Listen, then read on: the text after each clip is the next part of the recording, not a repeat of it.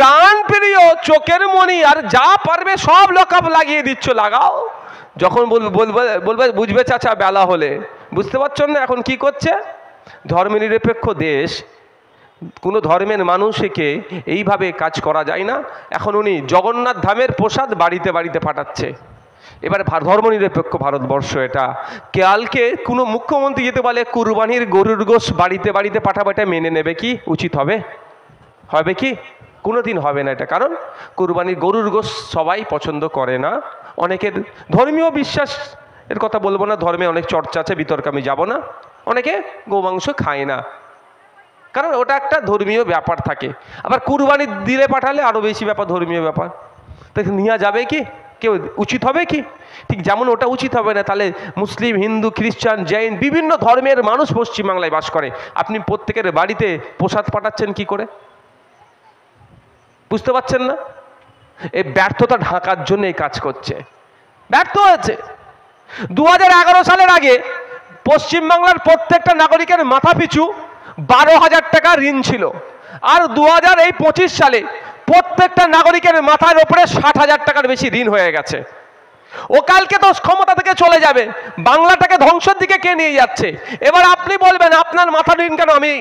আমের বয়ে গেছে, বাড়লো ঘোড়ার ডিম। আপনি জানেন না এই দামের মালের দাম বাড়বে, ওখান থেকে ঋণ মুকুব করানোর জন্য তোলা হবে। অর্থাৎ আপনি সরষার তেল কিনবেন আজকে 100 টাকা কিলো, কালকে 150 টাকা হয়ে যাবে, কারণ এই 50 টাকা তুলছে, হয়তো ঋণ মুকুব করবে। তাহলে ক্ষতি কি হবে? আপনারা হবেন। 2011 সালের আগে গল্প দেখিয়েছিল হিন্দু মুসলমান বিপদে আছে, মুসলমানরা ঢালাই ভোট দিল। মুসলমান কি বিপদ মুক্ত হয়েছে? আপনারা বলুন বিপদ মুক্ত হয়েছেন?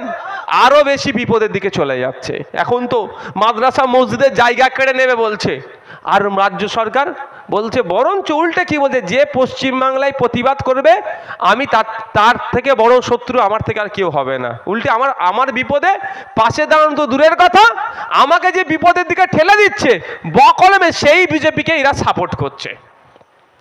2011 সালের আগে মুসলমান বিপদে ছিল, মুসলমান ভোট দিলেন। 2011 সালের আগে একজন 100টা চাকরি করলে 4টে মুসলমান খুঁজে পেতেন, আর এখন বিপদ উদ্ধারের নামে 100 জন সরকারি কর্মচারী থাকলে একজনকেও খুঁজে পাবেন না।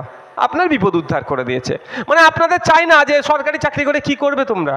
হ্যাঁ, সব টাইম টু টাইম অফিস যেতে হবে, ফিরতে হবে, ওসব কষ্ট করে লাভ নেই। তোমরা ঘরে বসে থাকো, মাচাতে বসে বোম মারামারি প্র্যাকটিস করো।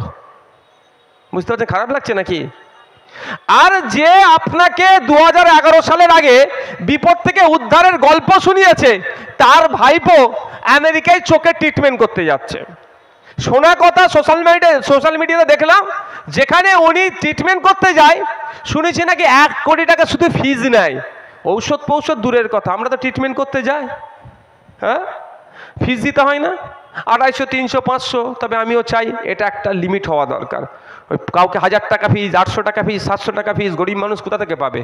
এটাও একটা প্রাইভেটে হবে। একটা বিল অবশ্য এসেছে, ক্লিনিক্যাল এস্টাবলিশমেন্ট অ্যাক্ট। আমার বলার পরে একটা কিছু বলছে গাধা পানি খাবে কিন্তু একটু গুলিয়ে খাবে, বলার পরে একটু ঘুরিয়ে ঘাড়িয়ে নিয়ে এসেছে West Bengal clinical establishment act 2025। কিছু পরিবর্তন হয়েছে, তা ওর মধ্যে অনেক ঘাপলা আছে, আগামীতে হবে। যাক, আমরা ভোট দিলাম আমি বিপদ থেকে উদ্ধার হওয়ার জন্য, আমার চোখের অপারেশন করার জন্য মেদিয়াপুরে আমি গেলাম, এমন ভুল ট্রিটমেন্ট হলো, আমার চোখ নষ্ট হয়ে গেল। আর আমি যাকে নিয়ে আসলাম, যে আমাকে বললো তোকে আমি বিপদ থেকে উদ্ধার করব, তার দ্বারাই আমার চোখ নষ্ট হয়ে গেল। আর তার ভাইপোর চোখের প্রবলেম হয়েছে, আমেরিকাতে গিয়েছে, শুধু ফিস হচ্ছে 1 কোটি টাকা ঔষধ ছাড়া। তারপরে লাভ কার হলো? ভাইপোর হলো। লাভ কার হলো? ওনার ছেলের হলো। আমার ভাইপো আমার ছেলের আমরা লাভ করতে পারলাম না। তাই সময় এসেছে 2026 ইলেকশন, আমরা আমাদের ছেলের কথা ভাববো, আমরা আমাদের ভাইপোর কথা ভাববো, আমাদের বাচ্চাগুলো স্কুলে গেলে যাতে টিচার পাই তার কথা ভাববো, আমরা হসপিটালে গেলে ফ্রি ট্রিটমেন্ট ঔষধ যাতে পাই তার কথা ভাববো, আমরা শ্রমের যাতে সঠিক মূল্যায়ন হয় তার কথা ভাববো। শুধু 1000 টাকার লক্ষ্মীর ভান্ডার দিয়ে আমার মায়েদেরকে বোঝানো যাবে না। মায়েদের বলছি 1000 টাকা লক্ষ্মীর ভান্ডার দিচ্ছে, আর আপনার ছেলের ভবিষ্যৎ ওই হাতেই মমতা ব্যানার্জি সরকার দাফন করে দিচ্ছে, দাহ করে দিচ্ছে। আপনারা যারা আছেন, বাজারে মাইক লাগিয়েছে, অনেক আওয়াজ যাচ্ছে, সকলকে বলছি আজকে বাড়ি যাবেন, যারা আপনার বাচ্চাগুলো যারা প্রাইমারি স্কুলে যাচ্ছে তাদেরকে ডেকে বসাবেন। ক্লাস 4-এর ছেলেকে অঙ্কের বইটা খুলে দেন। 4-5 মাস তো ক্লাস হয়ে গেছে নাকি, অনুশীলন 1 যেটা প্রথম অনুশীলনের অঙ্কের বইটা খুলে দিয়ে অঙ্কটা করতে বলুন। আমি চ্যালেঞ্জ করে যাচ্ছি এই হাড়ুয়ার, যার নাম কি, এই মল্লিকপুরের মাঠ থেকে চ্যালেঞ্জ করে যাচ্ছি, 100টা ছেলেকে ট্রাই করবেন, 90টা ছেলে দেখবেন ওই ক্লাস 4-এর তার ক্লাসের অঙ্কের অনুশীলন একটাই করতে পারবে না ঠিক করে। কিন্তু মা আপনার হাতে 1000 টাকা মাস গেলে 1200 টাকা গুঁজে দিচ্ছে, আর কি বলছে, দিদি আছে বলেই পাচ্ছে। যেই হাতে আপনাকে 1000 টাকা দিচ্ছে ওই হাতেই আপনার ছেলের ভবিষ্যৎ কিন্তু এই সরকার গলাটা টিপে দিচ্ছে। আজকে বাড়ি যাবেন, ক্লাস 5-6-এর বাচ্চাকে ডাকবেন, পেন খাতাটা দিয়ে বলবেন তোর নাম, তোর বাপের নাম, তোর ঠিকানা, কোন ক্লাসে পড়িস, কোন স্কুলে পড়িস, এটা ইংলিশে লিখে দে। এটা তো বড় কিছু ব্যাপার নয়, এটা স্বাভাবিক ব্যাপার। যদি 100টার মধ্যে 90টা না ফেল করে আমি বক্তব্য দিয়াই ছেড়ে দেবো, আমি রাজনীতি ছেড়ে দেবো। আমি এত বড় চ্যালেঞ্জ করছি। কার ক্ষতি করছে? বড় লোকের ছেলের, নেতার ছেলের ক্ষতি হবে? নেতার ছেলের ক্ষতি হবে না, লাঠিয়ালের ছেলের ক্ষতি হচ্ছে। এটা যারা মারামারি করছেন, সেই শুভেন্দু কথা শুনে ধর্মীয় স্লোগান তুলে অন্যজনকে মারছেন, বা তৃণমূলের কথা শুনে জয় বাংলা দিয়ে অন্যজনকে মারছেন, তাদের ছেলের কিন্তু আর যারা আমরা 1000-1200 টাকা দিচ্ছে ছাড়বেন না। আমি তো ভাই মায়েদেরকে 5000 টাকা দেওয়ার পক্ষে, 1000-1200-এর পক্ষে নয় ভাই। এই লক্ষ্মীর ভান্ডার যেটা বলছে, আমি 5000 টাকা মায়েরা মাসে পাক তার আমি পক্ষে। 1000 টাকায় কি হবে? হ্যাঁ, তার পরিবর্তে অল্প কিছু মায়েরা কাজ করুক, সেটা আমি চাই। কিন্তু 1000-1200 টাকা দিচ্ছে আর ভবিষ্যৎগুলো ধ্বংস করে দিচ্ছে। আপনার ছেলেকে আপনি ঢাট কাজ করেন, 4টে মুরগি পোষেন, গরু পোষেন, ছাগল পোষেন, বিক্রি করে মাসে মাসে টাকা দিচ্ছেন, ফিস দিচ্ছেন, পড়াশোনা করলেন, আপনার ছেলেকে বড় করলেন, মেধাযুক্ত হলো, আপনার ছেলে পরীক্ষায় পাশ করেছে, আপনার ছেলে চাকরি পাচ্ছে না কেন? আপনাকে কিন্তু 1000 টাকা মাসে মাসে দিচ্ছে। আর যার ছেলে যুক্ত অক্ষর বানান করতে পারেনি, 15 লাখ টাকা মেরে দিচ্ছে, চাকরি পেয়ে যাচ্ছে। তাহলে 1000 আপনার হাতে দিচ্ছে, আপনার ছেলের ভবিষ্যৎ কিন্তু ধ্বংস এই সরকার করছে। সেইভাবেই তো 26,000 যে চাকরি বাতিল হয়েছে, এটা কাদের দোষ? সম্পূর্ণরূপে এখানে দাঁড়িয়ে বলে যাচ্ছি, আমি যদি ভুল বলি আমাকে মামলা দিতে বলবেন মমতা ব্যানার্জি সরকারকে। পুলিশকে একবার দালাল বলেছিলাম, তাই মামলা দিয়ে দিয়েছিল আমাকে। দালাল পুলিশকে দালাল বলেছি, আবার যেই পুলিশকে স্যালুট করার দরকার সেই পুলিশকে আমি স্যালুট করি। দালালকে দালাল বলবো না ভাই? ওকে যতবার আমি দেখতে পাবো দালালি করতে, ততবারই ওকে দালালি বলবো আমি। তাতে আমাকে যদি যতদিন ইচ্ছা জেলে রাখতে বলে জেলে রাখ, আমি তো জেল থেকেও দালাল বলবো ওকে। আমি দালালি করলে আমি দালাল বলবো, নিরপেক্ষ থাকলে তার হয়ে লড়াই করব। অমিতাভ মালিক যে দার্জিলিংয়ে তাকে গুলি করে খুন করেছিল, তার পক্ষ নিয়ে আমরা কথা বলেছি, তার হয়ে আমরা কথা বলেছি। আমরা বারবার বলি আমাদের ওয়েস্ট বেঙ্গল পুলিশকে ও আপনার বুলেট প্রুফ জ্যাকেট দেওয়ার কথা আমরা প্রথম তুলেছি পশ্চিমবাংলাতে। তাহলে পুলিশের জন্য তো আমরা কথা বলি। পুলিশ আমাদের সামাজিক বন্ধু, পুলিশ আমাদের শত্রু নয়। কিন্তু যে পুলিশ দালালি করে তাকে আমরা দালাল বলবো। যাক, যে বিষয়ে বলছি, এই যে 26,000 চাকরি বাতিল হয়েছে, সম্পূর্ণরূপে রাজ্য সরকার দায়ী। দুর্নীতি করেছে কাউকে টাকার বিনিময়ে বা অন্য কোনো, মোবাইলটা দাও, অন্য কোনো কিছু বিনিময়ে, কারণ অন্য দাও না, তোমার তো ভিডিও চলছিল, টাইমটা দেখবো আমি। কারো ঘড়ি, একটা তো ঘড়ি দাও, একটা ঘড়ি দাও। অন্য কিছু অবৈধ পন্থার বিনিময়ে চাকরি হলো, আর আপনার বাড়ির ছেলেগুলোর কি হলো? চাকরি বাতিল হয়ে গেল। কিন্তু 1000 টাকা 1200 টাকা টাইম টু টাইম পেয়ে যাচ্ছেন। কিন্তু আপনার ছেলে যেটা মাস গেলে যে 30-35-40 হাজার টাকা ইনকাম করার যার ক্ষমতা ছিল, আপনাকে মাস গেলে 1200 টাকা, বছর গেলে বা মাস গেলে 1000 টাকা, বছর গেলে 1200 টাকা, 12,000 টাকা দিয়ে তার ভবিষ্যৎ ধ্বংস করে দিচ্ছে। যে মাস গেলে 36,000 ইনকাম করবে, তার ভবিষ্যৎটা আপনার হাতে 1000 টাকা দিয়ে ধ্বংস করে দিচ্ছে। তাই মায়েদের বলবো, আজ চিৎকার করতে হবে, আওয়াজ তুলতে হবে, আওয়াজ তুলতে হবে যে এই 1000-1200 দিয়ে ভুলে গেলে চলবে না। 26,000-এর মধ্যে 5,004 জন মতো বৈধ শিক্ষক আছে, অবিলম্বে তাদেরকে স্কুলে পৌঁছানো হোক। এবং গ্রুপ ডি, গ্রুপ সি এর মধ্যে যারা বৈধভাবে আছে তাদেরকে স্কুলে পৌঁছানো হোক। হে আওয়াজটা মা বাপ ভাই একসাথে তুলতে হবে। কারণ যারা বৈধ পন্থা অবলম্বন করে চাকরি পেয়েছে, তারা আজকে তাদেরকে আবার নাকি বলছে আবার নতুন করে এক্সাম দিতে হবে। এই নিয়ে অনেক বিতর্ক। তারা একটা শুধু রাজ্য সরকারকে একটা কথা বলছে, 1 মাস এই ফর্ম ফিল আপটা পিছিয়ে দেওয়া হোক। তাও রাজ্য সরকার কর্ণপাত করছে না। তাদের দাবিকে আমি সমর্থন করি। আমি রাজ্য সরকারকে বলেছি, আজকেও বলছি যে তাদের দাবিটা মেনে 1 মাস ফর্ম ফিল আপটা পিছিয়ে দেওয়া হোক, কারণ সুপ্রিম কোর্টে একটা রিভিউ হয়েছে, এই রিভিউটা কি আসে সেটা দেখা যাক। কিন্তু সেটা তড়িঘড়ি করছে, এর কারণটা কি? উনি গ্রুপ এই plan A, plan B, plan C, plan ডির কথা বলেছিলেন তো মমতা ব্যানার্জি, কারো চাকরি যাবে না, কিন্তু আজকে দেখুন 26,000-এর চাকরি বাতিল হলো। বৈধ যারা, আপনার আমার বাড়ির গরিবের সন্তান যারা, তারা পড়াশোনা করে মেধার ভিত্তিতে যারা চাকরি পেয়েছিল তাদের আছে চাকরি বাতিল হয়েছে, তাদেরকে নতুন করে পরীক্ষায় বসতে বলেছে। অনেকে জ্ঞান দিচ্ছে তারা তো মাস্টার, তারা তো কেন তারা পরীক্ষায় বসতে অসুবিধা কোথায়? কম্পিটিশান ভাই অনেক টাফ হবে। আমি ভলিবল প্লেয়ার ছিলাম, এখানে অনেক ফুটবল প্লেয়ার আজ থাকতে পারে আপনাদের এখানে, ক্রিকেট প্লেয়ার, আমি ভলিবল প্লেয়ার ছিলাম। স্পোর্টস কোটায় রিক্রুটমেন্ট হয়, স্পোর্টস কোটা আগে চাকরি ছিল 2%, আমাদের রাজ্য সরকারের আমলে সেটাও বন্ধ হয়ে গেছে। স্পোর্টস ইউনিভার্সিটি করছে প্রাইভেট, সোমবার আমি বলবো, কান গরম করে দেবো। যদি দুর্ভাগ্য বিধানসভার মধ্যে কি বলছি সেটা তো টিভিতে দেখায় না, ওই জন্য অসুবিধা হয়ে যায়। যদি টিভিতে দেখানো হতো না, আমার কদিন আগে ফুরফুরা শরীফ থেকে এক পীর সাহেব বলেছে সিটের সংখ্যা বাড়বে, আমরা 2021-এর নির্বাচনের পরেই বুঝে গেছিলাম ডবল। উনি আজকে বলছেন, আমরা অনেক আগেই বুঝে গেছিলাম। আমাদের দলের প্রতিষ্ঠাতা আমাদের বড় ভাইজান আমাকে শুধু একটা কথা বলেছিল, টিকে থাক, মানুষ তোদের দিকে আর পিছনের দিকে তাকাতে হবে না। আর বাস্তব তো আজকে ওনার শুভবুদ্ধির উদয় হয়েছে, অনেক আগেই আমার বড় ভাইজান সে কথা বলে দিয়েছিল। দেখ, বিধানসভা টিভি যদি থাকতো আমি কি বলছি জানতে পারতেন, আমার এরকম বক্তব্য দিতে আর লাগতো না। ওইটাই ক্যাটিং করে আমাদের ছেলেরা মোড়ে লাগিয়ে আমাদের ভোট প্রচার হয়ে যেত। যাক, সোমবারে আছে একটা স্পোর্টস ইউনিভার্সিটির প্রাইভেট, তার উপরে আলোচনাটা করবে। সোমবারই আমি উত্তর দেবো সেখানে। কিন্তু আমার এখানে বলার কারণ হচ্ছে আমিও ভলিবল প্লেয়ার ছিলাম। আমাদের মধ্যে থেকে যারা স্পোর্টস কোটায় চাকরি বা পশ্চিমবাংলায় রেলে, আপনার সেলে বা বিভিন্ন জায়গায় চাকরির জন্য যারা এগোতো, তাদেরকে সেই সময় আপনার কম্পিটিশান হতো। ধরুন না 5 জনকে নেবে, 50 জন তো অ্যাপ্লাই করেছে, অ্যাপ্লিকেশান তো 50 জন করেছে, তো 50 জনের রেজাল্ট যা আছে, আবার কি পারফর্ম কি করছে সেটা হতো।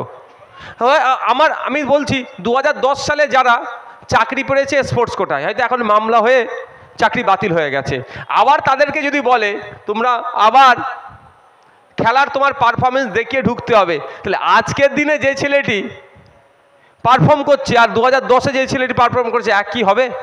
কম্পিটিশানে দাঁড়াতে পারবে? সে তো আর সেই রকম জওয়ানির মতো খেলতে পারবে? তার তো এখন 40 বছরের কাছাকাছি, 32 বছর বয়স হয়ে গেছে, 35 বছর। আর একটা 18-20 বছরের ছেলের যা পারফর্ম করবে সেটা করতে পারবে কি? তাহলে স্বাভাবিকভাবে সে পিছনে যাবে। তাহলে এই যে 26,000, এরা প্রায় 7 বছর 6 বছর চাকরি করছে, এরা তো অন্য একটা ডিটেলে করছিল, সিলেবাস চেঞ্জ হয়েছে এর মধ্যে অনেক। তাহলে এরা ক্ষতিগ্রস্ত হচ্ছে। আমরা এদের পক্ষ নিয়ে যে 15,004 জন যারা আছে, রাজ্য সরকার দায় স্বীকার করে স্যালেন্ডার হোক, রিভিউতে হয়ে এদের ওএমআর শিট 22 লক্ষ পাবলিশ করুক, এবং সেখান থেকে এদের যারা বৈধপন্থা অবলম্বন করে চাকরি পেয়েছে তাদের আবার স্কুলে পাঠানো হোক, এই দাবি আমরা করছি। একটা গুরুত্বপূর্ণ বিষয় দুটো আছে, একটা পরিযায়ী শ্রমিকদের উপরে জুলুম অত্যাচার। আমি যখন এখানে বসেছিলাম আমাকে বেশ কিছু কাগজ দিয়ে বলছে এরপর আপনার সই স্ট্যাম্প মেরে দিলে, ওরা বোম্বাইয়ে থাকে, এই আজকেই আমি স্টেজে এসেছিলো, মানে এখানে কোথাও আছে হয়তো, যে বোম্বাইয়ে থাকে, ওদেরকে তুলে নিয়ে চলে যাচ্ছে, বাংলায় কথা বলছে বলে বাংলাদেশি। তাহলে এমএলএর একটা ছবির উপরে স্ট্যাম্পওয়ালা কাগজ থাকলে অন্তত সেটা দেখালে ছাড় পেতে পারে। এত তো করতে লাগতো না, ওকে বোম্বাই থেকে আমার কাছে আসতে লাগতো না। আমি 2022 সালের দিকে, 22 কি 23, আমি কালকে রাত্রে আমার টিম ফেসবুকে শেয়ার করেছে, দেখো আমি একটা প্রস্তাব রেখেছিলাম, আমার আইডিটা খোলো, দেখো, নিউজ ফিল্ডে যাও, আইডি খুলে নিউজ ফিল্ডে যাও, ফটাফট করে যাও, আমি বলে দিচ্ছি এখন আমি কি বলেছি আপনাদের বলবো। মানে অনেক আগেই আমি বলেছিলাম, এই অপদার্থ সরকারগুলো শুধু টাকা তুলতে ব্যস্ত, ওই বালু পার্থর মতো এরা টাকা তুলতে ব্যস্ত আর হই করতে হারাম খেতে ব্যস্ত। আমি 2022-23-এ যেটা বলেছিলাম যদি করতো, ওই ছেলেটিকে বোম্বাই থেকে এখানে আসতে হতো না, বোম্বাই ওকে পুলিশ ডিস্টার্ব করলে ওখানে আমাদের অফিসার থেকে ও কি সমাধান করে দিত, তার প্রমাণ আমি দেখছি। আমার নিউজ ফিল্ডটা দাও না, হ্যাঁ দে তো দে। আমি 2022 সালে বিধানসভায় দাঁড়িয়ে একটা কথা বলেছিলাম, বিধানসভায় দাঁড়িয়ে অনেক কথা বলেছিলাম, আমি জিনিসটা বলে দিচ্ছি। 21/6/2022 সালে আমি বিধানসভায় বলেছিলাম যে আমাদের যারা পরিযায়ী শ্রমিক বিভিন্ন রাজ্যে আছে, প্রত্যেকটা রাজ্যে একটা করে অফিসার দিয়ে রাখুক। আচ্ছা বলুন, মহারাষ্ট্রের লোকাল ল্যাঙ্গুয়েজ কি? মারাঠি। আমার মাটি বলতে পারবো? তামিলনাড়ুর লোকাল ল্যাঙ্গুয়েজ কি? তামিল, তেলেগু, বিভিন্ন রাজ্যে লোকাল লোকাল ল্যাঙ্গুয়েজ আছে। হিন্দিটা আমরা কুতিয়ে কাতিয়ে হয়তো বলে নিতে পারবো, কিন্তু সাউথ ইন্ডিয়া বিশেষ করে যদি সাউথ ইন্ডিয়ার একটা থানা তুলে নিয়ে চলে যায় তামিলনাড়ুর কাউকে, তেলেগু, আমার তামিলনাড়ুতে কাজ করছে আমার কোনো ভাই, এই তুই বাংলাদেশি, নিয়ে চলে গেল, ওদের ভাষায় বললো। বা ও যদি বলে স্যার আই অ্যাম ইন্ডিয়ান, ইংলিশে বললো, তাহলে yes I have lot of evidence, this is my ID card, voter ID card, this is my pan card, this is my voter card, passport দেখাবে। ও তো কথাটা বুঝতে পারলে তো দেখাবে, হয় ইংলিশে কথা বলতে হবে নাহলে লোকাল ল্যাঙ্গুয়েজে। ভাই আমার পেটে যদি অত বিদ্যা থাকতো আমি আর ওখানে গিয়ে কাজ করতাম, সোনা ঘষতাম না, 36 তলার উপরে উঠে কোমরে দড়ি বেঁধে ঝুলে রং করতাম। ভাই ভুল বলছি নাকি? আমার ওই ক্ষমতা নেই। তাহলে আমি যদি বলি না গো স্যার আমি বাঙালি, আমার পশ্চিমবাংলায় বাড়ি, ও বলবে কি বলছে দেখ তো ভালো করে, আমি ধরে নিয়ে এসেছি বলে কি আমাকে উল্টোপাল্টা ভাষায় কথা বলছে? হতে পারে তো নাকি? তা আমি বলেছিলাম 2021 সালে যে কিছু প্রস্তাব রেখেছিলাম, প্রস্তাবগুলো আপনাদের বলছি। আমাদের রাজ্য থেকে যে সমস্ত রাজ্যে শ্রমিকরা যাচ্ছে তাদের একটা তথ্য জোগাড় করা, এটা কিন্তু করেছে অনেক পরে, 1 বছর 1.5 বছর পরে। সাথে সাথে এটা বলেছিলাম আমাদের রাজ্যে যে সমস্ত রাজ্যের কাজে যাচ্ছে তাদের দেখভালের জন্য একটা পৃথক বোর্ড গঠন করা, এটাও করেছে। যেটা করেছে সেটা বলবো। তাহলে একা নওশাদ সিদ্দিকী কি করতে পারে না করতে পারে এটাও কিন্তু প্রমাণ তার। হ্যাঁ, বলে একজন কি করবে, দুটো কাজ করেছে। 3 নম্বর যেটা বলেছিলাম, এই শ্রমিক যারা আছে ভিন্ন রাজ্যে গিয়ে কাজ করছে, এদের আলাদা করে একটা আইডেন্টি কার্ড আমাদের রাজ্যের পক্ষ থেকে দেওয়া হোক শ্রমিকদের জন্য। তাকে পুলিশ প্রশাসন সেই রাজ্যের যদি কেউ ধরে সাথে সাথে দেখিয়ে দেওয়া, এটা পশ্চিমবাংলা সরকারের ইস্যু করা আইডি কার্ড, এই আইডি কার্ড দিয়ে আমি পশ্চিমবাংলা থেকে এসেছি, আমি একজন মাইগ্রেন্ট লেবার। তারপরে আমি প্রস্তাব রেখেছিলাম যে সমস্ত রাজ্যে আমাদের রাজ্য থেকে শ্রমিকরা গিয়ে কাজ করছে একটা করে সরকারি অফিসার রাখা হোক। কোনো সময় আমি বিপদে আপদে পড়লে, আমার কেউ মারা গেল বা আমাকে কেউ পুলিশে ডিস্টার্ব করলো, আমি কারো দ্বারা প্রতারিত হলে আমি আমার নোডাল অফিসারকে ফোন করব, নোডাল অফিসার কনসার্ন দপ্তরের সাথে কথা বলে আমার সমাধান করবে। এটা কিন্তু করেনি। আজকে বলুন, আপনারা দেখছেন যারা এই ভিন্ন রাজ্যে কাজে যাচ্ছে বাংলাদেশি বলে তুলে দিয়ে চলে যাচ্ছে না, এ হচ্ছে তো নাকি? আজকে আমাকে কাগজে সই করাতে এসছে কেন? না এটা ফোন কর, আমাকে কাগজে সই করাতে এসছে কেন? এই দুজনকে ধরতে বাংলাদেশে পাঠিয়ে দিয়েছিল, 2-4 জনকে ধরে বাংলাদেশে পাঠিয়ে দিয়েছিল, মানে বর্ডারের উপরে ফেলে দিয়েছিল বাংলায় কথা বলার জন্য। আজকে যদি মহারাষ্ট্রের ঘটনা, এটা মহারাষ্ট্রে যদি আমার সেই অফিসারটা থাকতো, কি করতো, যখনই একে ধরতো ও বলতো স্যার এলান আমার অফিসারের নাম্বার একটু কথা বলুন বা ওনাকে ডাকুন, স্বাভাবিকভাবে ডাকতে বাধ্য, জানাতে বাধ্য। অফিসার আসতো, এখান থেকে কাগজ দিত, প্রমাণ দিয়ে দিত, পশ্চিমবাংলা সরকারের স্ট্যাম্প দিয়ে মহারাষ্ট্রের সরকারকে দিত যে এটা আমার পশ্চিমবাংলার নাগরিক, এটা ডিস্টার্ব তুমি করবে না। অসুবিধা হতো ভাই? এটা করেনি কেন? মার খাচ্ছে কে? গরিব হিন্দু। মার খাচ্ছে কে? গরিব মুসলমান। মার খাচ্ছে কে? এসটিরা। তো ওরা মার খাক না, আমার বয়ে গেছে, এইরকম একটা অনড়ভাব। আজকে বলুন, আমাদের পশ্চিমবাংলাতে উড়িষ্যায় কদিন আগে দেখেছেন বাঙালি হওয়ার জন্য মারছে। শুধু মুসলমান নয়, ভাববেন না যে মুসলমান শ্রমিককে তাড়িয়ে দিচ্ছে, গলায় তুলসী মালা ছিল তাকেও তাড়িয়েছে। তাহলে পশ্চিমবাংলা থেকে 30,000 শ্রমিক উড়িষ্যাতে গিয়ে কাজ করে, 30,000 শ্রমিক, আর উড়িষ্যা থেকে 3 লাখ শ্রমিক পশ্চিমবাংলা এসে কাজ করছে। কাদের জ্বালাটা বেশি ধরবে ভাই? উড়িষ্যার তো। আমার পশ্চিমবাংলা সরকার যদি উড়িষ্যা সরকারকে ফোন করে বলতো যে আমার বাঙালি শ্রমিকের উপরে যদি হাত ওঠে আমি কিন্তু 30,000কে ফেরত নিয়ে চলে আসবো, তোমার 3 লাখকে কিন্তু আমি ফেরত পাঠিয়ে দেবো, তাহলে আর একটাও আক্রান্ত হতো? বুঝতে পারলেন না কথাটা? আপনার থেকে বিহারে, মহারাষ্ট্র থেকে প্রায় 5 লাখ শ্রমিক আমাদের ওয়েস্ট বেঙ্গলে কাজ করে, আর আমার এখান থেকে খুব বেশি হলে 50,000 কি 1 লাখ শ্রমিক মহারাষ্ট্রে কাজ করে। মহারাষ্ট্রে কদিন আগে সোমনাথ দেবনাথকে বাড়ি আপনার বীরভূমে গলা কেটে খুন করে দিল। যদি আমার রাজ্য সরকার এই মহারাষ্ট্রের সরকারকে বলতো যে আমার এর পর থেকে যদি আমার এক শ্রমিকের ওপরে কোনো অত্যাচার হয় তোমার 5 লাখকে কিন্তু আমি পুশব্যাক করব, আমার 1 লাখকে কিন্তু আমি ফিরিয়ে নিয়ে চলে আসবো, তাহলে মহারাষ্ট্র সরকার উঠে পড়ে লাগতো না যে বাবা ওদের সাথে লাগিস না? কারণ 5 লাখ মানে 15 লক্ষ কম করে লোক, তাহলে ক্ষিপ্ত হবে মহারাষ্ট্র সরকারের ওপরে, আমার 1 লাখ ফিরিয়ে নিয়ে চলে আসবো আমরা, কারণ তার পরিবার পরিজন আছে। এটা কি করছে? কেন করেনি? মাঠটা খাচ্ছে তো আব্দুল করিম, মাঠটা খাচ্ছে তো হাসদা, মাঠটা খাচ্ছে তো কে নমশূদ্র, মাঠটা খাচ্ছে কে দলিত হিন্দু। মার খা করা, ওরা তো জন্ম হয়েছে মার খাওয়ার জন্য, এটাই ভাবে তো। তাহলে উত্তরপ্রদেশে আজকে শুভেন্দু বাবু হিন্দু হিন্দু ভাই ভাই গল্প শোনাচ্ছ, উত্তরপ্রদেশে ক্ষমতায় আসার আগেও কিন্তু হিন্দু হিন্দু ভাই ভাই স্লোগান তুলেছিল এই যোগী আদিত্যনাথ।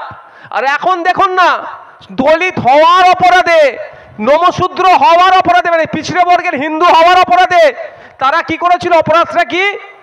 বিয়ে বাড়ির লজ ভাড়া করে বিয়ে দিচ্ছিল ছেলে মেয়ের, এতটুকু। উচ্চ বর্ণের লোকেরা এসে গুছিয়ে পিটিয়েছে, বর বউকে ছাড়েনি, পিটিয়ে বলছে তুম লোগ ইतना हिम्मत है, तुम लोग मतलब पिछ वर्ग का हो, तुम लोग यहाँ पे शादी करोगे ऐसे जैसे। ওরা মানে কি, তোমরা পিছড়ে বর্গের মানুষ, তোমরা দলিত হিন্দু, তোমাদের এত সাহস হয়ে গেল তোমরা লজে বিয়ে দেবে? মানে জন্ম তোমাদের হয়েছে লাথি খাওয়ার জন্য, তোমাদের জন্ম হয়েছে মার খাওয়ার জন্য। সাউথ ইন্ডিয়াতে আদিবাসী সমাজের ছেলে ইঞ্জিনিয়ারিং 4th সেমিস্টার চলছিল, তাকে তুলে নিয়ে গিয়ে মারধর করে তার পিচ্ছাপ তাকে খাওয়াতে বাধ্য করেছে। কারণ অপরাধ কি? তুই আদিবাসীদের ছেলে, তুই ইউনিভার্সিটিতে এসে পড়বি? চুনি কোটাল লোধা সবর জাতির প্রথম গ্রাজুয়েশন করা মেয়ে, সে যখন ইউনিভার্সিটিতে গিয়েছিল তাকে এমন মানসিক টর্চার করেছে, তাকে আত্মহত্যা করতে বাধ্য করিয়েছে।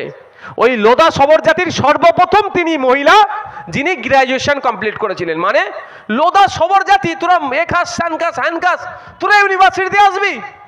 এইভাবে অপমান করে, মানে ওরা ইউনিভার্সিটিতে আসতে পারবে না, ওরা আসতে পারবে না, ওরা বন জঙ্গলে থাকবে, এইরকম একটা ভাব। তো আমাদের রাজ্য সরকার এই জন্যই কথা বলছে না, কারণ মার খেচ্ছে তো মুসলমান, জন্ম হয়েছে মার খাওয়ার জন্য, মার খেচ্ছে তো দলিত, জন্ম হয়েছে পায়ের নিচে বসে থাকার জন্য, মার খেচ্ছে তো আদিবাসী, জন্ম হয়েছে তো ওই ধরনের করার জন্য। মানে ওরা একটা এই ভাব, মনোভাব। তো এটার থেকে সমাধান পেতে গেলে আপনাকে আমাকে ওই দপ্তর পরিচালনার দায়িত্ব নিতে হবে, আপনাকে আমাকে রাজ্য পরিচালনার দায়িত্ব নিতে হবে, আপনাকে আমাকে শ্রম দপ্তর পরিচালনার দায়িত্ব নিতে হবে। আগামী দিনে যদি 2026 সাল এসেছে, আমি আপনার দায়িত্ব নিয়ে বলছি, যদি আমাদেরকে পরিচালনার দায়িত্ব দেন, কোন রাজ্যের যদি একটা কোনো বাঙালি শ্রমিকের উপরে আঘাত আসে, এখান থেকে এই রাজ্যের পক্ষ থেকে সেই রাজ্যকে থ্রেট নয়, ভয়ঙ্কর ভাবে থ্রেট দেওয়া হবে। যদি আমাদের কোন নাগরিকের উপরে আক্রমণ আছে, ওই রাজ্যের কোন নাগরিক, তাহলে তার ঘাড় ধরে এই রাজ্য থেকে বার করে দেওয়া হবে। আমার বাংলাতে তুমি এসে করে কামিয়ে খাবে, আমার পুলিশ তোমাকে নিরাপত্তা দেবে, আমরা তোমাকে ভাই বলে আগলে রেখেছি, আর আমার ভাই উড়িষ্যাতে গিয়ে কাজ করলে তাকে তুমি মেরে তাড়িয়ে দেবে, এটা আমরা মেনে নিতে পারবো না, এটা বরদাস্ত করবো না। এটা তোর পশ্চিমবাংলা সরকারের বলা দরকার, মমতা ব্যানার্জির বলা দরকার, কিন্তু তারা বলছে না কেন? বললাম আবার মার খাচ্ছে কে, একটু বুঝতে হবে ভাই। 6টা বাজে, আমি 10 মিনিট টাইম নেবো, কারো অসুবিধা হবে? ওয়াকাফ আইন নিয়ে আপনাদের সাথে একটু আলোচনা করব, কারো অসুবিধা হবে? কারা ওয়াকাফ আইন নিয়ে শুনতে চাইছেন? একটু হাত তুলুন তো। ওয়াকাফ আইন মায়েরা শুনতে চাইছেন তো? হাত নামাবেন, হাতটা তুলে রাখুন। শুনতে চাইছেন তো? তার আগে একটা কথা বলবো, যখন আপনি আমি বিপদে আছি, মাদ্রাসা মসজিদ কবরস্থান কেড়ে নিতে চাইছে, তখন রাজ্য সরকার মমতা ব্যানার্জি আমাদের পাশে দাঁড়ায়নি। তাহলে 2026 সালে এসেছে, ভোটের সময় তো আমরা ওর বিরুদ্ধে ভোটটা করবো তো ভাই, ভোটটা করবো তো আমরা, ভোটটা করবো তো আমরা। আপনাকে খাম চিহ্নিত ভোট দিতে হবে না, কিন্তু অনুরোধ বলছি, যে বিজেপি মাদ্রাসা মসজিদকে কেড়ে নিতে চাইছে তার বিরুদ্ধে যেমন ভোট দেবো, আর বিজেপিকে পশ্চিম বাংলাতে আন্দোলন করলে দুর্বল আমরা করতে চাইছি, কিন্তু পশ্চিম বাংলাতে আন্দোলন করতে দিচ্ছে না। আন্দোলন করার জন্য বাংলার একাধিক মুসলিম ছেলেকে, মালদা মুর্শিদাবাদের একাধিক মুসলিম ছেলেকে যারা মামলাতে জেলে ঢোকাচ্ছে, সেই তৃণমূল কংগ্রেসের বিরুদ্ধেও 2026 সালে আমরা ভোট দেবো। দেবো তো ভাই? ভাবতে পেরেছেন? সাহস কিন্তু পাচ্ছে, আপনাদের জন্য সাহস পাচ্ছে। আপনারা ভোট দিয়ে ক্ষমতায় বসিয়েছেন, আপনার বিপদে তাকে আপনি পাচ্ছেন না কেন? ও জানে দিনের শেষে বিজেপির ভয় দেখাবো, ভোটটা সব পেয়ে যাব। রাখেন বিজেপির ভয়। ইমান যদি ঠিক থাকে, কোনো ব্যাটা আপনাকে ভয় দেখাতে পারবে না। আর ইমান যদি দুর্বল হয়ে যায়, বিড়াল এসে আপনাকে ভয় দেখিয়ে দেবে, বাঘ তো দূরের কথা। আমি বলছি না আইএসএফকে ভোট দেবেন, ভালো লাগলে দেবেন, নাহলে দেবেন না, কিন্তু অনুরোধ করছি আপনাদের, 2026 সাল আসছে, প্রয়োজনে নোটাতে ভোট ডালবে। নোটা বুঝতে পেরেছেন তো? নোটাতে ভোট ডালবেন, ভোট পচিয়ে দেবেন, ভোট দিতে যাবেন না, কিন্তু তৃণমূলকে ভোট দেবেন না, বিজেপিকে তো দেওয়ার প্রশ্ন আসছেই না। এবার আসা যাক এই আইনটার বিরোধিতা কেন আমরা করছি। এই আইনটা যখন পার্লামেন্টে পাস করিয়েছে, বিজেপি তখন হিন্দু মুসলমানের মধ্যে একটা বিভাজন লাগানোর চক্রান্ত করেছিল। কি বলেছিল যে ওয়াকফ বোর্ড যেখানে দাঁড়াবে সেটা নাকি ওয়াকফ বোর্ডের হয়ে যাবে। ওয়াকফ বোর্ড যদি এই চাচাজির জায়গায় যদি দাঁড়ায় এটা নাকি ওয়াকফের হয়ে যাবে। ওই মাজারে দাঁড়ালে নাকি এমনি তো ওটা ওয়াকফের, ওয়াকফ স্টেট তো, এই মোড়ে দাঁড়ালে নাকি ওটা ওয়াকফের হয়ে যাবে। যেখানে ওয়াকফ বোর্ড দাঁড়াবে, কারো তুলসী তলায় দাঁড়ালে নাকি ওয়াকফের হয়ে যাবে, কারো মন্দিরের সামনে দাঁড়ালে নাকি ওটা ওয়াকফের হয়ে যাবে। এই বলে সমাজে বিভাজন তৈরি করার চেষ্টা করছিল, ওয়াকফ বোর্ডের বিরুদ্ধে মিথ্যা একটা প্রোপাগান্ডা চালাচ্ছিল। কিন্তু আপনাদের বলি, ভারতবর্ষে এই ধরনের কোনো আইন আছে মনে হয় যেখানে দাঁড়াবে হয়ে যাবে? আচ্ছা, ওয়াকফ যদি এত পাওয়ারফুল বোর্ড হয়, আমরা একটা আরটিআই করেছিলাম পশ্চিমবাংলায় কত হাজার বিঘা ওয়াকফ সম্পত্তি বেহাত আছে। সেখানে বলেছিল প্রায় 25,000 একর ওয়াকফ সম্পত্তি বেহাত আছে, মানে 75,000 বিঘা ওয়াকফ সম্পত্তি বেহাত আছে। আমি এত পাওয়ারফুল, আমি আমার 75,000 বিঘা ওয়াকফ সম্পত্তি উদ্ধার করতে পারছি না, আমি যেখানে দাঁড়াবো সেটা নাকি আমারই হয়ে যাবে। এটা পাগলেও বিশ্বাস করবে? পাগলেও বিশ্বাস করবে ভাই বলুন? মানে আমার হাড়ুয়া বাজারে 2 কাঠা জায়গা আছে, আমি উদ্ধার করতে পারছি না, কিন্তু এই মল্লিকপুর মোড়ে এসে আমি যেখানে দাঁড়াবো বলছি সেটা আমার হয়ে যাবে। আগে আমার জায়গাটা উদ্ধার করতে পারছি না, আমার এত পাওয়ারফুল লোক, আমি এখানে দাঁড়ালে হয়ে যাবে। এটা মিথ্যাচার করছে, এই ধরনের কোনো আইন নাই। এটা হিন্দু মুসলমানের মধ্যে বিভাজন করার জন্য এই ধরনের প্রোপাগান্ডা চালাচ্ছে। মোদিজি বলছেন কি আপনাদের উপকার করবে, ওয়াকফের আইন এনেছে, মুসলিম মহিলাদের উপকার করবে। মোদিজি মুসলমানদের উপকার করবে বলেছে, ভাবতে পারা যায়? বিশাল ব্যাপার আমাদের জন্য। তাহলে গোল্ডেন এজ চলছে, মানে গোল্ডেন যুগ আমাদের জন্য তাহলে তো মোদিজি। তবে একটা কথা বলি, মোদিজি গরিব হিন্দুদেরও জীবনে উপকার করবে না। মোদিজি কার উপকার করবে? যার মাল আছে। কার উপকার করবে? যার মাল আছে তার মোদিজি উপকার করবে, যার মাল নেই তার উপকার করবে না। যতই আপনার পাড়া থেকে দাঁড়িয়ে শুভেন্দু অধিকারীর পাল্লায় পড়ে হিন্দু ভাই করুক না কেন, নতুন আইন নিয়ে এসে শ্রম কোড, বাপের নাম ভুলিয়ে দেবে, ওর হুঁশ নেই। ও তো শ্রমজীবী মানুষ তো ভাই, মাথার ঘাম পায়ে ফেলে যা ইনকাম করছে আর থেকে বেশি কষ্ট করে কম ইনকাম করবে, সব শোষণ করবে। নতুন আইন নিয়ে এসেছে মোদিজি, বড়লোক হিন্দুদের জন্য, বড়লোক শিল্পপতিদের জন্য নিয়ে এসেছে, ওর বন্ধুদের জন্য নিয়ে এসেছে, গরিবকে শোষণ করবে বলে। এই গরিবের মধ্যে আমি আপনি সবাই পড়ে যাচ্ছি, হোঁশ নেই কিন্তু ওদের। যাক, মোদিজি ভালো চাইবে বলেছে, ভালো কথা। আমি আইনটা পড়ে দেখলাম, কেমন ভালো চাইছে একটু শুনে নেন আপনারা। মাইকের আওয়াজ যাচ্ছে, মার্কেটের লোকজন আছে, ভিন্ন ধর্মের জাতের মানুষজন আছে, সবাইকে উদ্দেশ্য করে বলছি, একটু আপনারা শুনুন মোদিজি মুসলমানদের কেমন উপকার করতে চাইছে। এই আইনে আগে বলা ছিল, এই আইন নিয়ে কেউ দুর্নীতি করলে, এই সম্পত্তি নিয়ে দুর্নীতি করলে 2 বছর পর্যন্ত জেল হবে তার। এখন মুসলমানদের উপকার করতে গিয়ে জেলের পরিমাণটা 6 মাস করে দিয়েছে, 1.5 বছর কমিয়ে দিয়েছে। এটা উপকার হলো না অপকার হলো? সম্পত্তি দুর্নীতি তো আরো বেড়ে যাবে। যদি মোদিজি বলতো মুসলমানদের ওয়াকফ সম্পত্তি নিয়ে কেউ দুর্নীতি করলে 2 বছর জেল ছিল, এটা 12 বছর করে দিলাম, আমি মোদিজিকে এই স্টেজ থেকে স্যালুট জানাতাম। তাহলে ওয়াকফ সম্পত্তি দিয়ে কেউ তাকাতো না। আপনাদের হাড়ুয়া বিধানসভার মধ্যে পীর গোরাসাদ আব্বাসী রহমতুল্লাহ আলাইহির মাজার, কত বিঘা সম্পত্তি? 1000 বিঘা সম্পত্তি ছিল, এখন খোঁজ নিয়ে দেখুন 5 বিঘা সম্পত্তি পাবেন না।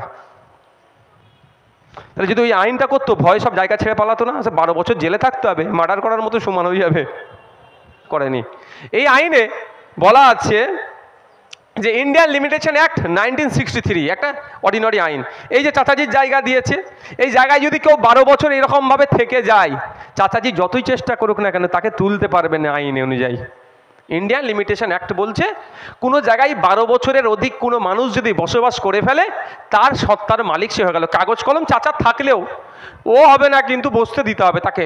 কোর্ট কাছারি যাই হবে, যে 12 বছর ধরে আছে তাকে দিতেই হবে। যতই কোর্টে যাও, সুপ্রিম কোর্টে গেলেও বলবে ওই যে 12 বছর ছিল তাকে দিতে হবে জায়গা, তোমাকে কিছু জায়গা দিতেই হবে। কিন্তু এতদিন পর্যন্ত ওয়াকফ সম্পত্তির ওপরে 12 বছর কেন 22 বছর কেউ বসে থাকলে সেটা ওয়াকফেরই হবে। শুধু ওয়াকফের নয়, আপনাদের এখান থেকে দেগঙ্গা কতটা কাছাকাছি? দেগঙ্গার বিখ্যাত ধাম আছে না, চাকলা ধাম। চাকলা ধামের সম্পত্তির ওপরে কেউ 12 বছর 22 বছর 32 বছর বসে থাকলেও জীবনে সে দাবি করতে পারবে না। ঠিক একইভাবে খ্রিস্টান, আদিবাসী, খ্রিস্টান, শিখ, জৈন, পার্সি, বিভিন্ন যে ধর্মের মানুষ আছে, ধর্মীয় সম্পত্তিতে 12 বছর কেন 22 বছর বসে থাকলেও সে দাবি করতে পারবে না। ঠিক ওয়াকাফেরও ছিল। কিন্তু মোদি আপনার উপকার করার নামে কত বড় বাঁশটা দিয়েছে আপনাদের একটু জানতে হবে তো ভাই।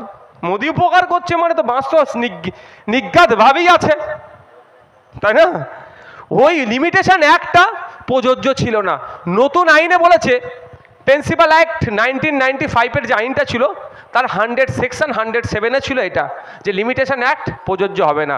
নতুন আইনে 107টাতে তুলে দিয়েছে। মানে এই যে পীর গোরাচাঁদ আব্বাসী রহমতুল্লাহ আলাইহি হুজুরের মাজারের যে জায়গাটা 995 বিঘা সম্পত্তি বেহাত হয়ে আছে, এখন সিট দ্বারা সুক্ত সরকার আসেনি বলে উদ্ধার করতে পারেনি। আগামী দিনে আমাদের মতো কোনো সরকার আসলে তো উদ্ধার করবো, ছাড়বো নাকি? চাল ওঠ, মাজারের জায়গা মাজারে ফেরত দে। মন্দিরের জায়গা দখল করে রেখে, চাকলা মন্দিরের জায়গা চল ওঠ, মন্দিরের জায়গা মন্দিরে ফেরত দে। গির্জার জায়গা ওঠো, অনেক হয়েছে, অনেক ভোগ করেছে, চলো কেটে পড়ো, মন্দির গির্জাকে ফেরত দাও। করবো তো, আমাদের মতো সরকারকে যদি চলে আসে, আপনি যে সুযোগ দেন। তো ওই এখন যে আইনটা করেছে আর পারবেন না ওয়াকাফেরটা, বাকি চাকলা ধামেরটা পারবেন, আপনার গির্জারটা পারবেন, মন্দিরেরটা পারবেন, দেবত্ব সম্পত্তি পারবেন, শুধু আপনি পারবেন না কোনটা? ওয়াকাফ সম্পত্তিটা। এবার 995 বিঘে জমি আর উদ্ধার করতে পারবেন না নতুন যে আইনটা নিয়ে এসেছে। তাহলে উপকার করলো না ক্ষতি করলো? এবার কেমনভাবে ক্ষতিটা হয়েছে? এই ক্ষতিটা সংবিধানকে আঘাত দিচ্ছে কি দিচ্ছে না? সংবিধানের 15 নম্বর আর্টিকেলে বলা আছে, 14-15 দেবেন, ইকুয়ালিটির কথা বলা আছে। 15 নম্বর আর্টিকেলে জাত, ধর্ম, বর্ণ, লিঙ্গ এইসব দেখে আলাদা করে বিচার করা যাবে না। তাহলে আমি প্রশ্ন করব, আমি একজন সংবিধান প্রেমী মানুষ, কারণ আমার দাদু স্বাধীনতা সংগ্রামী ছিল, পীর আবু বকর সিদ্দিক রহমতুল্লাহ আলাইহি, লড়াই করেছে বলে আজকে সংবিধান পেয়েছে। আপনার আমার পূর্বপুরুষ বিনয়ী বাদল দীনেশ ছিল, আপনার আমার পূর্বপুরুষ গান্ধীজি ছিল, আপনার আমার পূর্বপুরুষ প্রীতিলতা ওয়াদ্দেদার ছিল, আপনার আমার পূর্বপুরুষ ছিল কে? নেতাজি সুভাষচন্দ্র বোস। আপনার আমার পূর্বপুরুষরা ছিল স্বাধীনতা সংগ্রামী, তারা লড়াই করে সংবিধান দিয়েছে। সংবিধানের 15 নম্বর আর্টিকেলে ভায়োলেট হচ্ছে। আপনি মুসলমানের জন্য আইন আলাদা করে দিলেন, মুসলমানের দান করা সম্পত্তির ওপরে কেউ 12 বছরের আইনটা আপনি তুলে দিলেন। তাহলে আমি প্রশ্ন করব, তাহলে শিখেদের ক্ষেত্রে রেখেছেন না তুলে দিয়েছেন? হিন্দু ভাইদের ক্ষেত্রে রেখেছেন না তুলে দিয়েছেন? খ্রিস্টানদের জন্য রেখেছেন না তুলে দিয়েছেন? জিজ্ঞাসা করবো না আমরা? জিজ্ঞাসা করবো তো। তাদের ক্ষেত্রে আপনি রাখলেন আর মুসলমানদেরটা তুলে দিলেন কেন? তাহলে ওই সংবিধানের 15 নম্বর আর্টিকেলে আপনি আঘাত দিচ্ছেন। জাত, ধর্ম, বর্ণ, লিঙ্গ দেখে আলাদা বিচার করা যাবে না যেখানে সংবিধান বলছে, আর আপনি জাত বা ধর্ম দেখে আলাদা বিচার করছেন। এর বিরুদ্ধে তো আমাদের লড়াই। আমরা কেন লড়াই করছি? আগামী দিনে নতুন করে অফ করার জায়গা বন্ধ করে দিয়েছে। এই অফ অনেক টাইপের আছে, আমি মানে বিভিন্নভাবে ব্যাখ্যা আছে, আমি 2 ধরনের প্রচালিত। ওয়াকফে লিল্লাহ, ওয়াকফে আওলাদ। ওয়াকফে লিল্লাহ মিন্স মাদ্রাসা মসজিদ আল্লাহ রাস্তা দিয়ে দেওয়া, আর ওয়াকফে আওলাদ এই মল্লিকপুর বাজারে আপনি মালিক পিতা, আপনি একটা দোকান কিনেছেন, দেখছেন যে আপনি আপনার অবর্তমানে যদি ছেলেকে আমি শুধু দলিলের কাগজ করে দিয়ে চলে যাই, ছেলে বিক্রি করে দিতে পারে, বিক্রি করে টাকা তুলে খেয়ে নিতে পারে। তাহলে পুতা তার ছেলে তার ছেলে তার ছেলে আর ফায়দা পাবে না। আপনি আপনার পরের প্রজন্মের কথা ভেবে সম্পত্তিটাকে কি করলেন? অফ করে দিলেন। ওয়াকফে আওলাদ অর্থাৎ ফ্যাসিলিটিস, দোকান চালাবে, দোকানকে মানে করবে, কিন্তু বিক্রি জীবনে করতে পারবে না। একবার অফ হয়ে গেলে সারা জীবন আর সেটাই থাকবে অফ। তাহলে আপনার ছেলে তার ছেলে তার ছেলে এটা দোকানটাকে কি ব্যবসা করে খেতে পারবে, কিন্তু বিক্রি করতে পারবে না। ওই জন্য অনেকে অফ করে। এই 2 ধরনের অফকেই বন্ধ করার চক্রান্ত করেছে। নতুন আইনে বলা হচ্ছে যে আপনাকে 5 বছর প্র্যাকটিসিং ইসলামের মধ্যে থাকতে হবে। এবার প্র্যাকটিসিং ইসলামের ডেফিনেশনটা বলেনি, সংজ্ঞা কি। প্র্যাকটিসিং ইসলামের মধ্যে আপনাকে 5 বছর থাকতে হবে, সংজ্ঞাও দিয়ে দেয়নি যে এই করলে আপনি প্র্যাকটিসিং ইসলামের মধ্যে হচ্ছে। অর্থাৎ আপনি ধরুন না, আসা গেল আপনার, আপনি অফ করবেন, ওয়াকফে লিল্লাহ করতে পারেন, ওয়াকফে আওলাদও করতে পারেন। আপনি অফিসে গিয়ে বললেন অফিসারকে যে আমি অফ করব, অফিসার আপনার মুখের দিকে তাকিয়ে যদি বলে, মৌলানা সাহেব কোথায় গেল? ও চলে গেছে মৌলানা সাহেব। আর ইমাম সাহেব তো, মৌলানা সাহেব ইমাম সাহেব তো আমাদের আব্দুর রশিদ মৌলানা, তো উনি, আমরা একটা কি বলে একাদ রাকাত আমরা ফাঁকিবাজি করে দিই, উচিত নয়, পড়তে হবে। যারা মুসলিম ধর্মের অনুসারী 5 ওয়াক্ত নামাজ বাধ্যতামূলক। তাই প্রশ্ন ক্রমে আমি বলছি, একাদ রাকাত আমরা ফাঁকিবাজি করে দিই, ইমাম সাহেবরা করতে পারবে? আমাদের আব্দুর রশিদ মৌলানা তো ইমাম সাহেব, 5 ওয়াক্ত নামাজ পড়াই, কপালে এখনো কিন্তু দাগ হয়নি। এটা দাগ অনেকের হয়, অনেকের হয়নি। আব্দুর রশিদ মৌলানা ওর ছেলের জন্য, ওনার ছেলের জন্যই যদি অফ করতে যায়, অফিসার যদি দেখে বলে ধর তুমি ঠিকঠাক নামাজ পড়োনি, তোমার কপালের দাগ নেই কেন, কি করবে উনি? তাহলে প্র্যাকটিসিং ইসলামের মধ্যে নেই উনি, তার মানে তাহলে অফ আর করতে পারবে না। উনি ঘরে এসে রাগেতে ছিঁড়ে ছাড়ে কপালে দাগ করে নিয়ে গেছে পরের সপ্তাহে, গিয়ে বলবে এই দেখুন আমার কপালে দাগ, আমি ঠিক মতো নামাজ পড়ি, আমি অফ করব। যদি বলে অফিসার বলে এই রমজান মাস, লাস্ট রমজান মাস 29টায় গিয়েছে, তুমি 24টা রোজা রেখেছো, 5টা ছেড়ে দিয়েছো, কোনো মেশিন লাগিয়ে আমাকে চেক করলে বলতে পারবে নওশাদ সিদ্দিকী এবারে 29টার মধ্যে কটা রেখেছে আর কটাতে খেয়েছে শরীরের মতো? বলতে পারবে?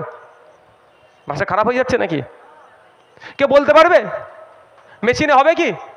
কোনো মেশিনে বলতে পারবে? তাহলে আমি অফ করতে পারবো না।